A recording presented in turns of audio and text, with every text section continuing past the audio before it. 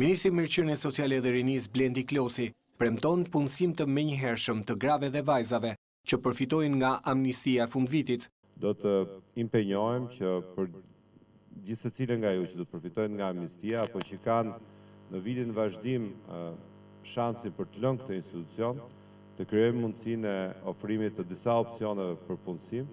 për t'ju krijuar mundësinë pra që të keni jetë pavarur. Në një takim me gra dhe vajza që vuajnë dënimin në Burgun e Grave në Tiranë, Ministri Klosi deklaroi se paralelisht me gjetjen e një pune, grave të liruara do të mundësohet edhe banesë sociale. Institucionet cilat vinë si institucionet të referimit të dhunës dhe problemeve gjinore në çdo bashki, të shikojmë mundësinë e shtëpive sociale, banesave sociale, për të krijuar një mundësi që mos mendoni se veprat penale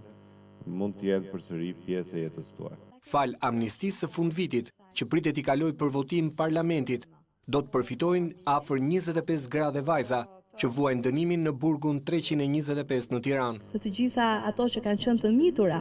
në kohën e kryerjes së veprës penale,